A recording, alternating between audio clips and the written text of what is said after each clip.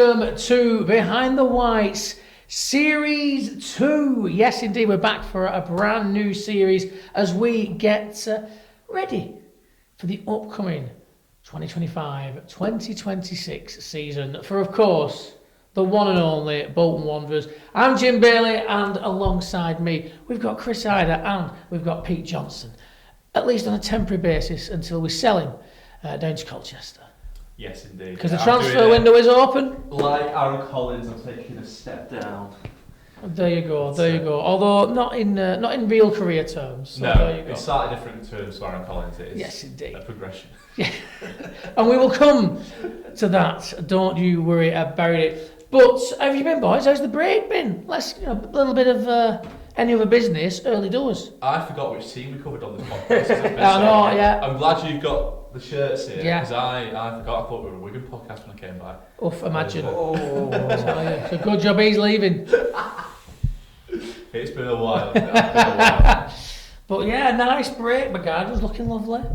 Yes, I tell you, especially recently without rain. We've had some lovely beers in your garden, haven't we? We have. That's what we've been doing this summer. That's true. A few beer gardens. We have returned to the pre-recorded format, but don't worry, we will be doing some more lives. But we did think that what we do when we're doing the podcast like this doesn't really lend itself to TikTok Live, does it? We feel like we need to be more interactive with the people that are tuning in to watch us live. So what we're going to do is we're going to do fewer lives, but they're going to be more in the style that people seem to want on TikTok. So it'll be more us talking to you rather than just chatting about Bolton Wanderers things, which we will also do, but you'll have to get those on YouTube and also on Spotify, which we will keep much more updated as we move into Series 2. Right here, of course, with our lovely partners Imagination Land, who have got us this amazing little studio, which we're very, very pleased about. And, of course, as always, in partnership with Bolton FM. Because that's where we've all come from. What's going on? What is going on at Bolton Wanderers? What has been going on? Lots of stuff to get stuck into and update people about and give our opinions on. Of course, you've alluded to one already. The transfer window is, of course, open. There was a little period where it slammed shut again and then opened again, which was, let's be honest with you, really stupid. And also completely pointless because you can still do sad transfers. Yeah, I know.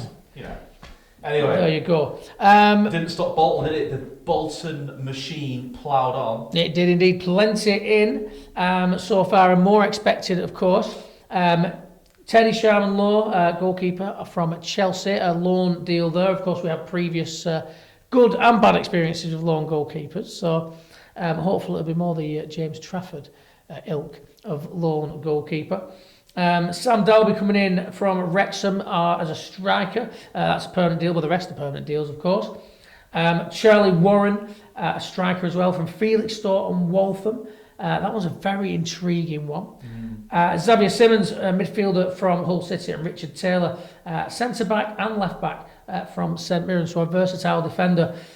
What do you make? We'll get stuck into each one, of course, but what do you make on the whole of our activity thus far? I'm absolutely delighted by it because a thing you can do on Facebook where you can go into memories. Yes. The first piece of business Bolton did prior to last season was Chris Reno on the 14th of June.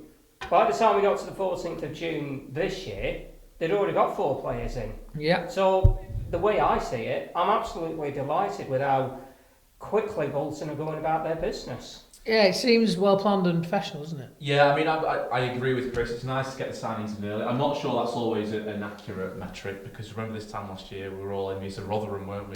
They got so many players in the door and we know how that turned out.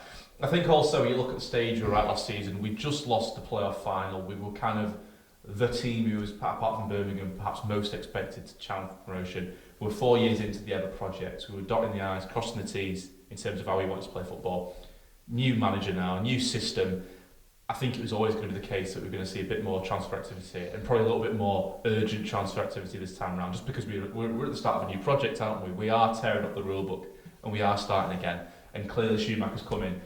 I mean, the fact that he came in right at the end of the transfer window last time, he has had the maximum possible time to assess that squad, really, yeah. So in that respect, it was frustrating in January that he came in and couldn't really bring anyone in. But I think we've seen the benefits of that now because he's had the most time he could possibly have had to assess that squad. He's got half a season under his belt, and we've seen the fruits of that now. And I agree with Chris. I think it looks very positive so far. We won't know until we see him out on the pitch, but on paper, all very positive signings in the right areas of the pitch as well. Yeah, well, the kind of signings that, for me, at least at first, of course, we'll give proper assessment once we've started watching these guys play football. But they all seem to be the kind of players that we've been screaming out for. You know, we've got a box-to-box midfielder in who looks like he can, you know, give it a bit of rough and tumble. We've got another big centre-back in, which I feel we needed because, you know, obviously with Santos going, that left a bit of a hole in the squad, and you know we brought a centre-back in.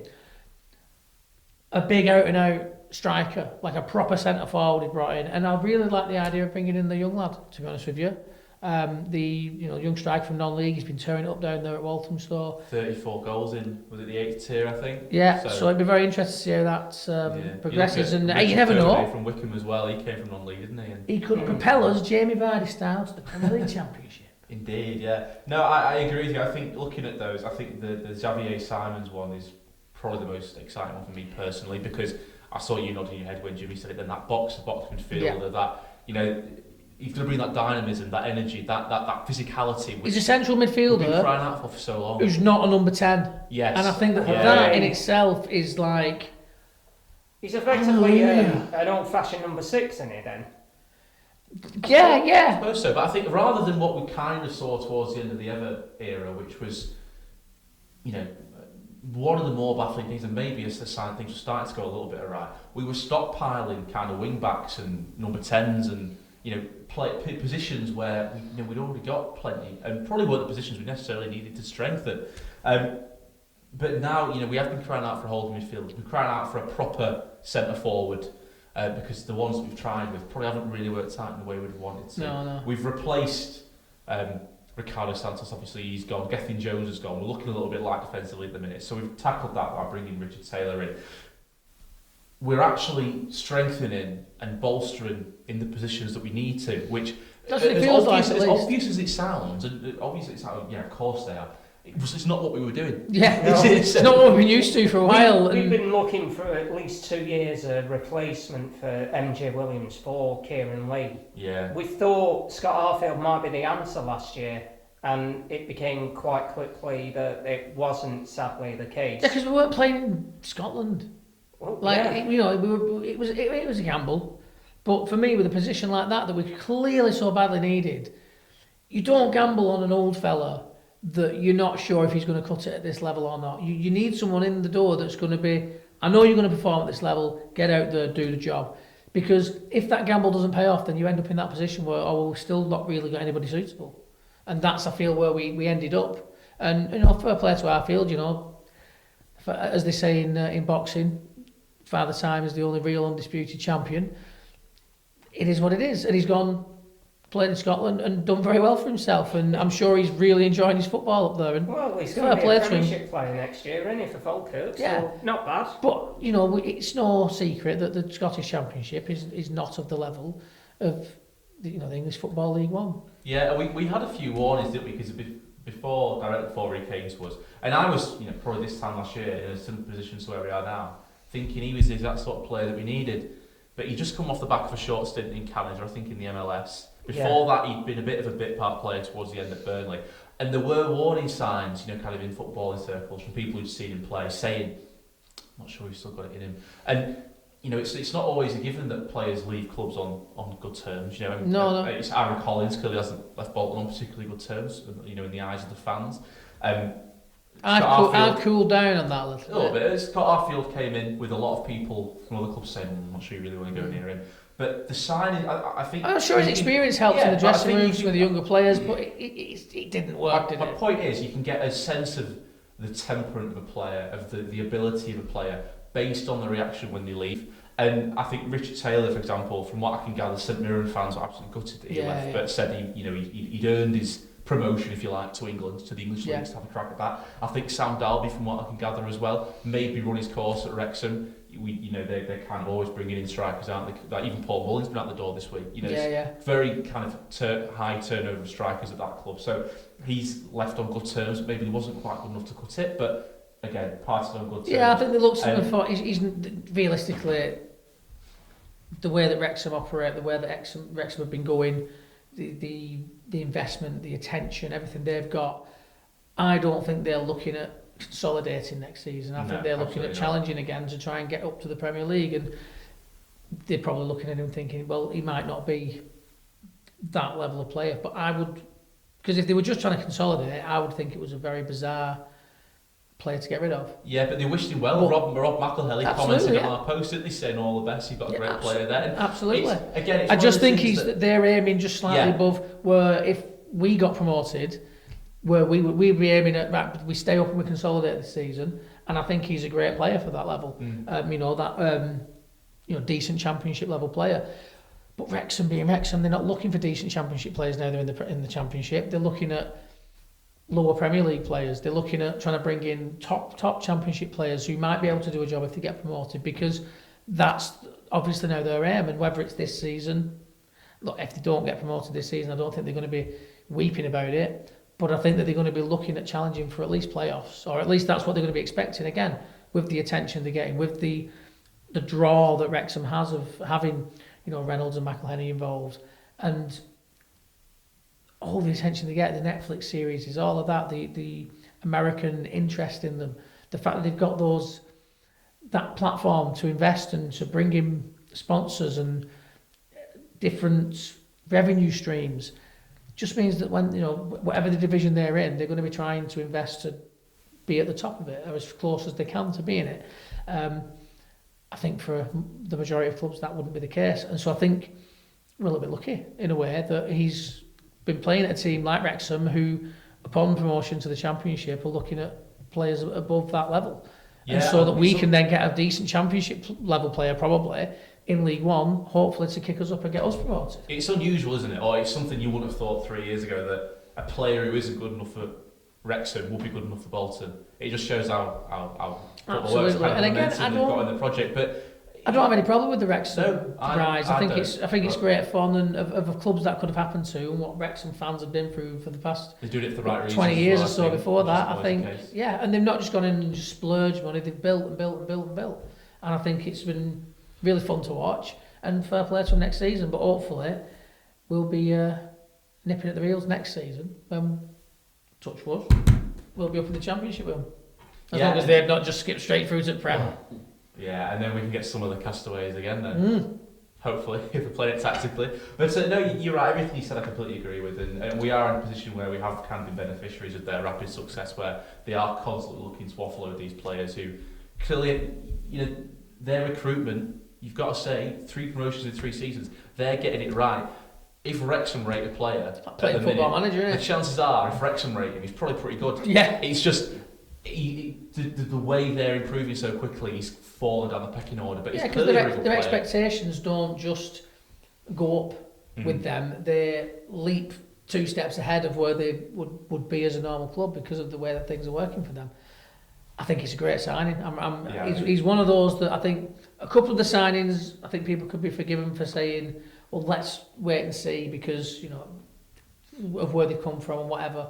But I think with him, I think with Sam, I think it's, people are looking at him and thinking, that's a good player. Or if he hits the ground running, lovely stuff. I mean, he's not necessarily, you might know a little bit more about this than me, Chris, but he's not necessarily going to be your top goal scorer, is he? He's not necessarily going to replace the goals of Aaron Collins, for example, but he certainly might help others in and around him to boost their numbers. Well, that's what you want in a big player like that. A lad who's physical, gets up there. It's not just about the goals. Think, Kevin Davis. If you look at his goals season by season, they weren't numbers that make you go, whoa.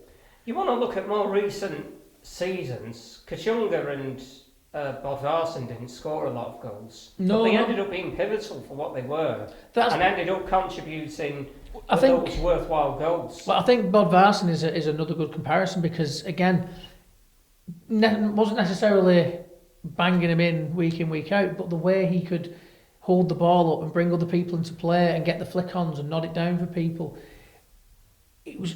Defenders were so worried about him. Often you'd see him being tracked by 2 at set pieces. And that was very much in that kind of Kevin Davies ilk when we were in the Premier League. He was such a handful that he would often take 2 defenders with him and open up so much space for other people. He could score, although, again, as we say, he wasn't banging him in like a Michael Owen type, but that wasn't his game. He could hold it up, he could bring people into play, he would chip in with a good few goals, he could assist, he would run through brick walls for you.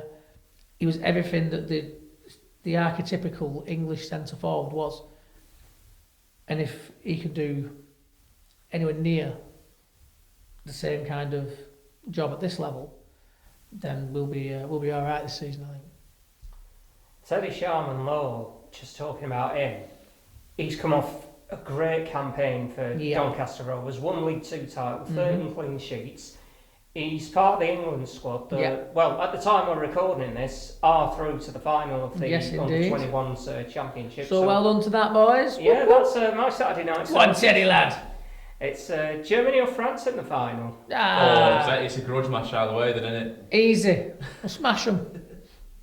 When is it that Trafford made that? It was a couple of years ago, that wasn't it now? Yeah, we know it was that under 23s or 21s? Yeah, that was 21s, and you know exactly why, don't you? Yeah, because it was the same day as the Bamber Bridge friendly. Yes. When we had a monsoon, we watched it in the clubhouse there, and it was mint. Everyone went absolutely crazy when that penalty.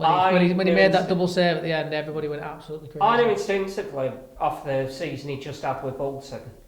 It was a very controversial ending because they spent ages using the video assistant referee to give it, yeah.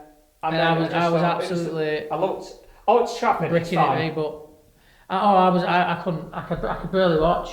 No, I could watch. I had to go and stand just outside in the rain. You're as bad as my mum. Smoke a cigarette while it was being taken, and you then he saved it. You are as bad as my mum was. And I just threw the cigarette in the bucket and just ran in like.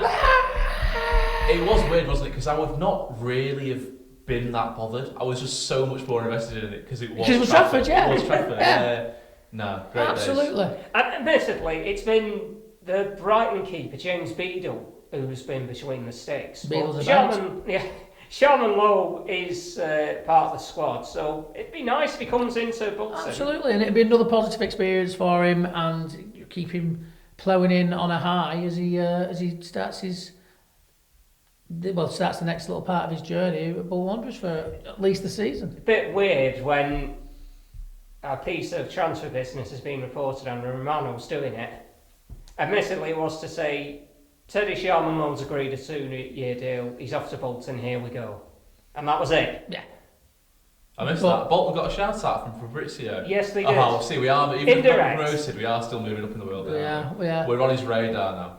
You never heard of Bolton before, But again, it's another example of Bolton Wanderers being looked at, and the managers we bring in being looked at as managers that are trustworthy to take players from these big clubs and help develop them and help bring them on. And when you're in League One, to have a reputation of being a club that can do that is fantastic, because you can get these gems like your James Traffords of the world, like your Conor Bradleys of the world. Hopefully, Teddy's going to be another one of those. He's hoping. And then there's speaking of transfer activity that Fabrizio might want to get involved in, there's a little rumour, isn't there, that we might be bringing somebody in from Salford for that's £1 million, isn't it? That's what Cal Robinson thinks. Yeah, I mean, it seems to have popped its head up again. As we move into the maybe transfers, the Kelly and By from Salford, he looks like a tasty prospect. Winger, from what I can gather, he's like a rat up a drain pipe. Like, he is quick. And that is what I want from a winger. I want a quick winger, easily said, who can get a decent delivery in. If he can cut inside as well and maybe pop off a shot, that's absolutely fantastic. But to be honest with you, and May, is it in May or in May? My pronunciation's notoriously terrible with most names. But he looks like an absolute quality player. I'd love to bring him in. I'd love to see us, going out there and spending a bit of money on a player that looks like he could be an exciting prospect. Again, Pete, you said that you look at the club that they're coming from, or potentially coming from in this case, to see what their reaction is to it. And from what I can gather, fans are going to be pretty good if he goes. He's very highly rated there. Yeah, my only concern, it's nothing against the player or the club he's going for or anything like that. My concern with this one is our own track record when it comes to signing players for big sums of money. It's not something we've done a lot of in recent years, but it's not. But it's a different recruitment team now. We've historically had more misses than hits. When you look at the money we brought in for Charles, I imagine quite a lot that went on Randall. We've had this money come in for Collins. I think one of the issues that we've had for some time, and to be fair, we've already started addressing that when you look at the likes of Javier Simons coming in and players like that with championship level experience. Sam Delby obviously has that promotion under his belt as well up to championship. But one of the things that I think we've been crying out for recent years is bringing those players with that experience down from the league above, because for so long we had a team assembled of signings kind of from in and around in League One or bringing them up from League Two, and while they're all good players, it wasn't necessarily a team full of experience and quality that was going to get us over the line. And that is the one issue for me, maybe within I think our track record historically when it comes to forking out great sums of money. I think you've got a point there, really but I would say that it's a different recruitment team now. Obviously, Schumacher involved rather than Ian Evatt. Chris Markham's no longer at the club, but we've got Fergal in. So we kind of need to see them spend some money to see if that trend is going to change. Yeah, and I just think my gut reaction. An exciting winger for me seems like the kind of player, whether it's Kelly or not, is another matter. But that's the kind of player for me that you go out and you do spend a bit of money on. I just think $1 million as a club in League One, £1 million is already a large sum, if that's the figure. Somebody raised the point actually the other day. We have a question for you both, as the transfer window is open. How would you feel, and do you think that it might be a doable deal if we turned around to our German friends and offered them £1 million for a little bit of Dapo back? I'd take that. I would be very happy to see that. I just think St. Pauli would be interested, because while he was still doing a job at the end of last season for them, he wasn't starting as many games. No. And the reason that he kind of got phased out of the Bolton setup was because he was a winger and weren't playing wingers. But if Schumacher's going to play with wingers, then would Dapo be a good addition? He's been playing in the Bundesliga, so he's been playing at a higher level than League One. He knows the club. Okay, it's different management now, but he knows the club, he knows the fans, he knows the setup, he knows his way around the gaff.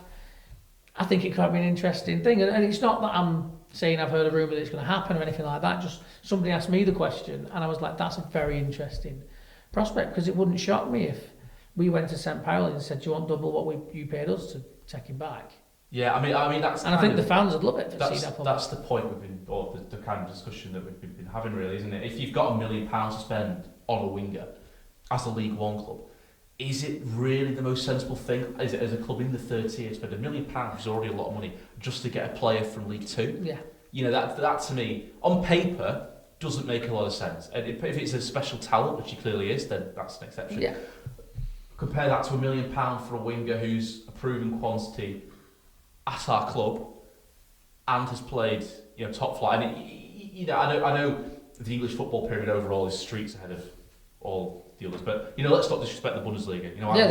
It's the top German league. It's the top German division, and he's been playing, he's been scoring, he's had a promotion under his belt. I got St. Pauli promoted on Football Manager, and then continued to get spanked week in, week out in the actual Bundesliga because everybody was so much better. It's a really tough division, and not just that, but he was part of the promotion winning side from the second division. And as you well know, Chris, winning promotion from that second tier in Germany is no mean feat. So he's got a promotion under his belt. He scored goals that helped that happen. In the Bundesliga under his belt. We know he's a good player at Bolton Wanderers. It's a system that fits him better than we know. Again, we've not. Other than me talking to him at the awards now, where he could quite possibly have been humouring me. He hasn't come out and said we are going to play with wingers, but everything seems to be going that way, and that seems to be the appetite from the supporters. We've seen him, utilise wingers well previously in his career at other clubs. So, we're being linked to wingers, so I think it makes sense that we are going to look at bringing wingers back into the club, maybe less of this 5 at the back, and be playing a different system with less emphasis on tippy-tappy around the back and more emphasis on combative, aggressive, attacking football. I don't know, that's what I'd love to see. Time will tell. But I think that all the signs so far have looked good, and a sign like Dapo I think would be incredible if he was interested. Again, this isn't something I've heard, this is just a question I was asked as, for an opinion on, and I was like, I think that'd be great. I don't think he'd be interested, if I'm honest with you. I mean, it is a big drop from the Bundesliga to League 2, but I'm just to League 1, sorry. But I'm just wondering, with him not featuring as much as a starter in the squad, is he going to be even less needed and getting less game time next season? I mean, is it that different from the move that Osei Tutu made? Really? Not especially. I mean, all if buts and maybes, of course. But I tell you what is not an if buts or maybes matter, and that is that top goal scorer and player of the season 24-25 Aaron Collins has departed for rubbish of clubs. You see, you saying that right away. We were at the awards night. We taped the video of him giving the speech afterwards for both awards, I might add.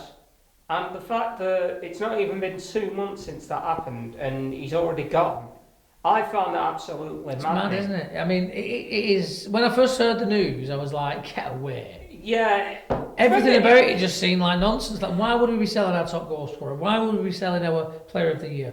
Why would he be dropping down a division to go to a club where he's going to play in front of hardly any fans? It was part of that Mad Thursday a couple of weeks ago, wasn't it? Where that was the first news item, and then all of a sudden there were players coming in, weren't there? Yeah. 3 players coming in the space of. And I was like, nah, he's not. 26 I'm hours. not having it. I'm not having it that he wants to go to MK Dons.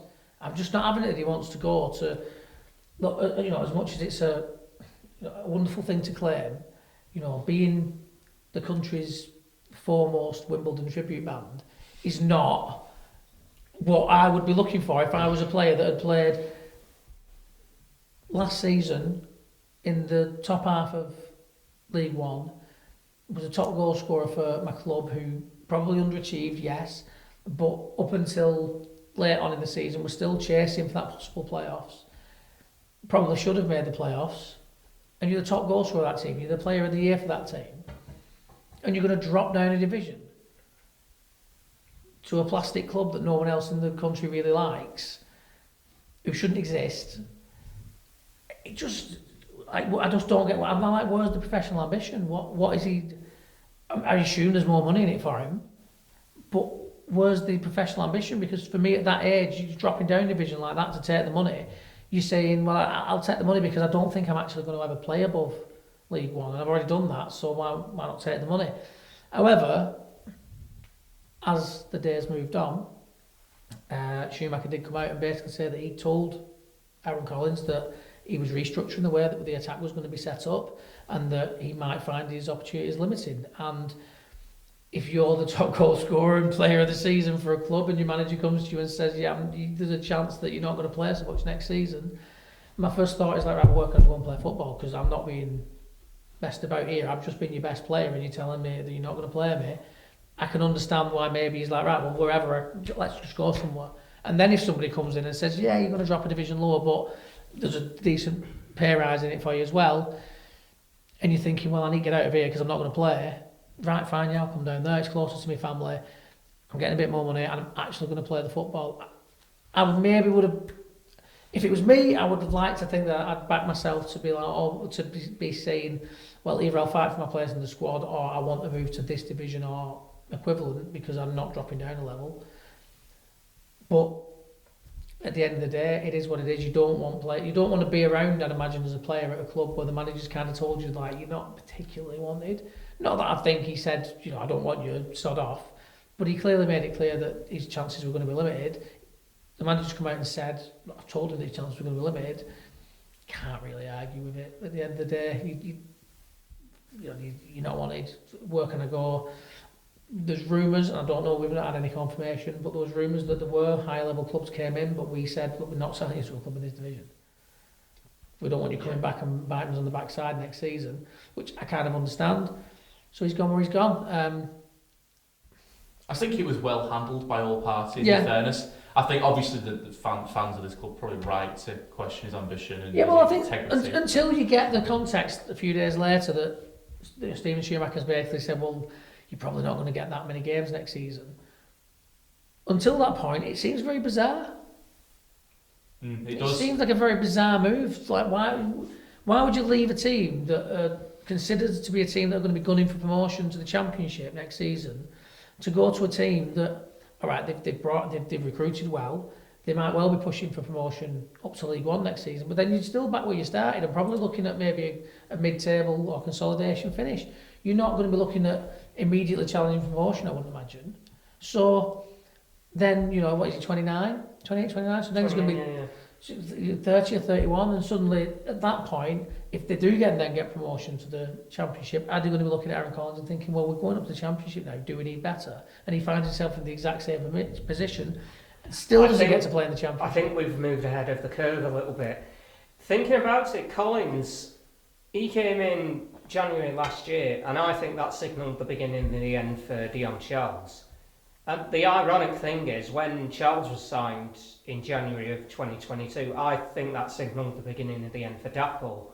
Now, I kind of think that instead of waiting until 2026 to get a new forward in, Bolton have decided, I think things are looking a bit stale already.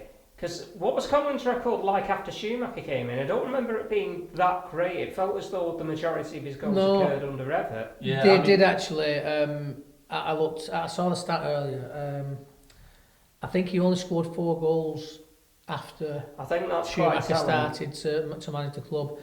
I mean, this is the thing. Maybe it doesn't fit the style, you know. And again, you get that when context. When you talk about context, I think if you look at the obviously, and it's a new manager coming in. He's going to want to play his style. He's going to want to impose his footballing philosophy on it. And if he doesn't think Aaron Collins fits into that, as good as he was last season, in terms of, you know, scoring a lot of goals. I suppose that's the thing, isn't it? In terms of context, he wasn't a player of the year, but it was our worst season for years. Yeah. You know, nobody in that squad was indispensable. He was player of the year because, and you know, we can say it now. Who else? He was player of the year because who else could have got it? You know, it wasn't like Trafford or Bradley a couple of seasons ago. It's like, oh my God, they had exceptional seasons. Yeah. So let's give them both player of the year because they were both incredible. We can't split it. This year is more a case of with a rubbish season. Everyone's been terrible.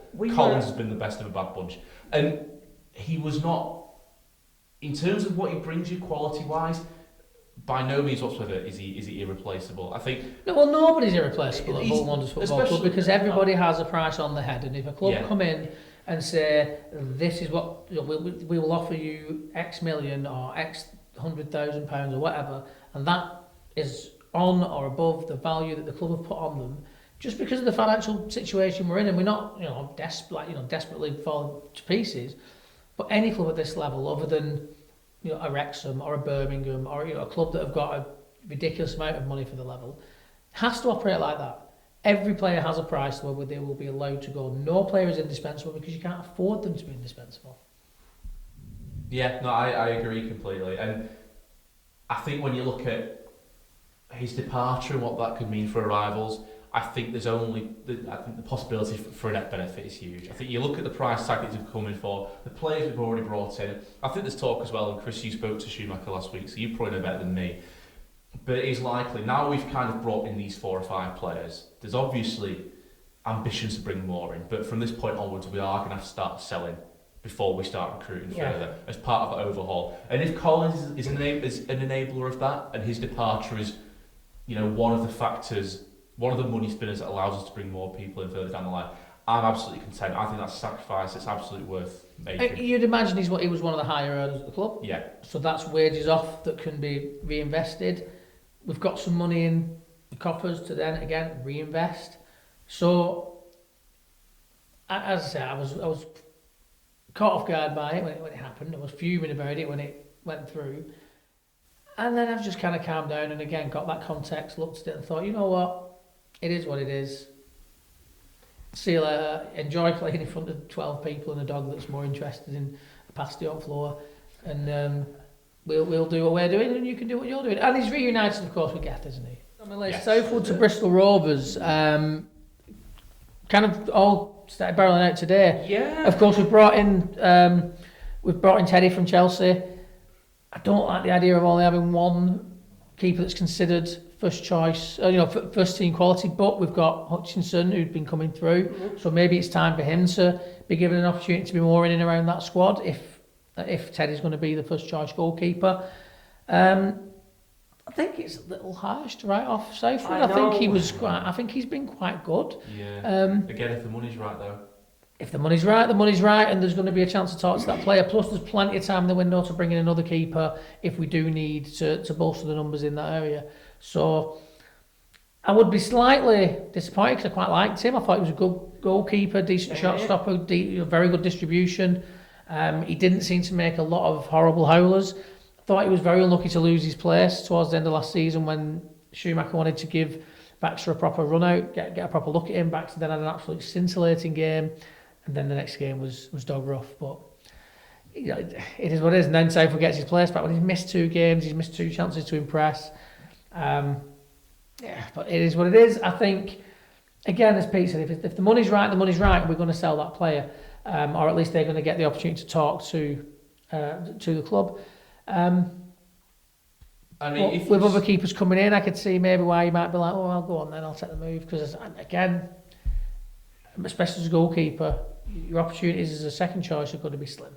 So you've got, if you're going to go somewhere and play first choice, I can see why a lot of them grab it. I mean, I presume there's a bigger plan in place than what we've seen on the surface level. But I think also if you view players as assets, which in one respect they are, he's a player who we brought in for free 12 months ago. And we're going to get played half a season as part of, and we're going to get a decent one of cash for him.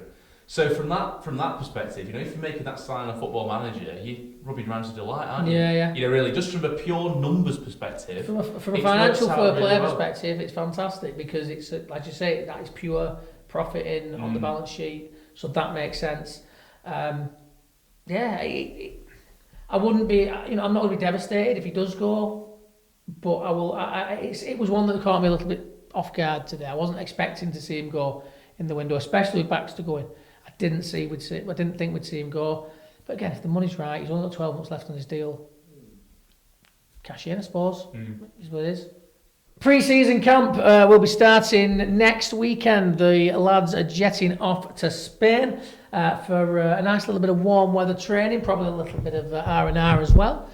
R&R. R&R, I like it because we will be taking on the Orlando Pirates. There was me wondering how I was going to shoe on a cheeky pirate pun, and I've just laid it out on a silver platter for you to convert. So there you go. The fans have been crying out, haven't they, for a bit of a summer tour as well? Yes, Bolton, that wasn't in some Bolton Massive getting on a flight. Wet, windy part of Scotland as some teams do have to take on. Or but no, nice little bit of Spain. Did a tour of north of England last year. Yeah. We're doing it properly. We're going to Marbella and we're playing Orlando Pirates. That's how you do pre-season, boys. There you go. Yeah.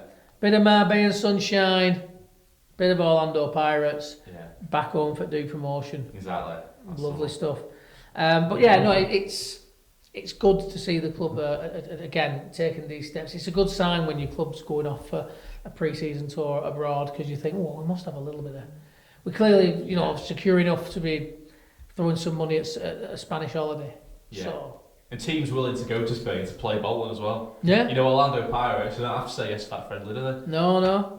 But it's clearly it's something in it for them as well. Yeah, and it'll be a good chance to see some of the new lads in action for the first time. And of course, Teddy Sharman won't be there, I'd imagine.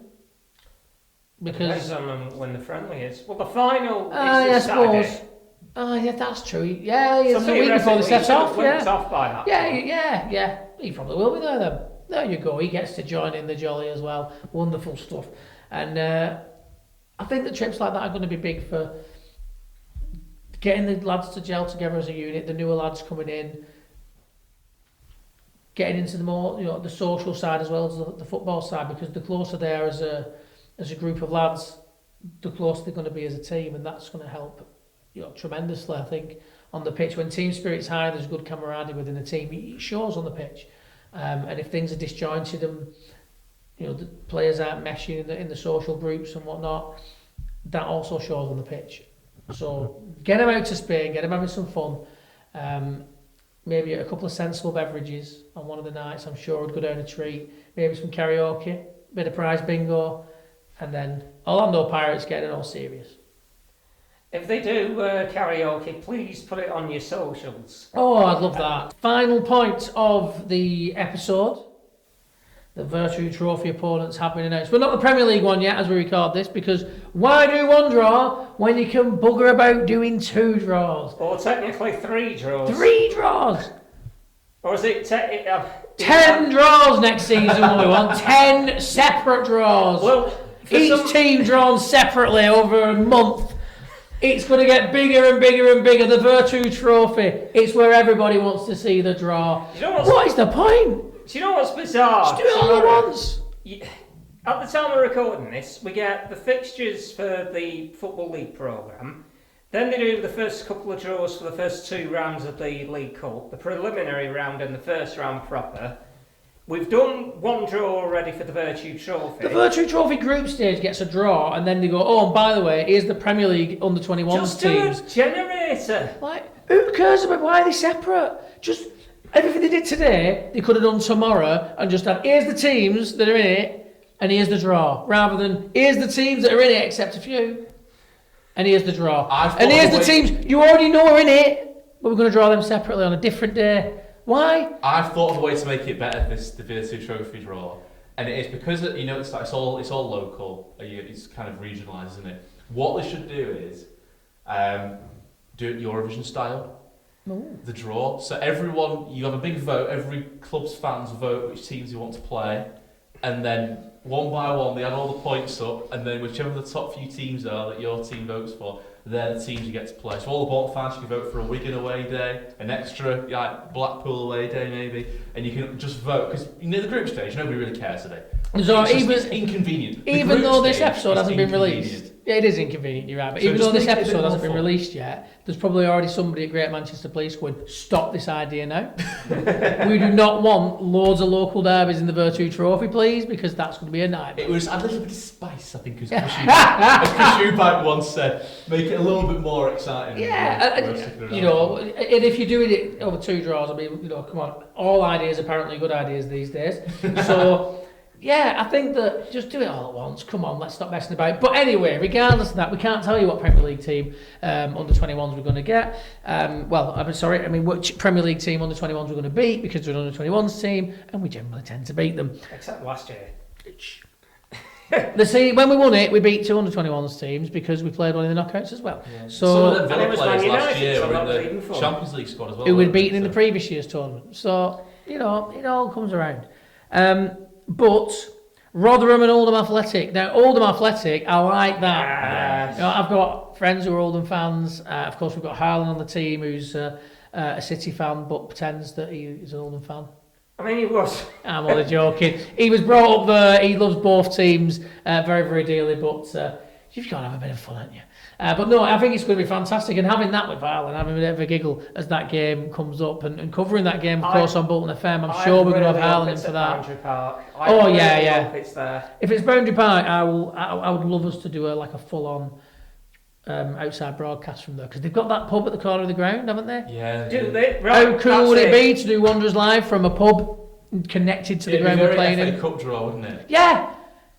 Let's. And again, it's the Virtue Trophy. There's no bad ideas. Let's do the broadcast from a pub. I think that'd be brilliant. You'd have a great atmosphere. I think it'd be a good laugh. We'll get to 10 to 7. Chris, any final thoughts? Any final thoughts from you boys? I'd like another beer. Score predictions, 2 pints of stuff. It'd be great, wouldn't it? It'd be great. I'd love to do more sillies like that, but Rotherham are right. It's a bit neither there, really, to be honest with you. I have no opinion on Rotherham.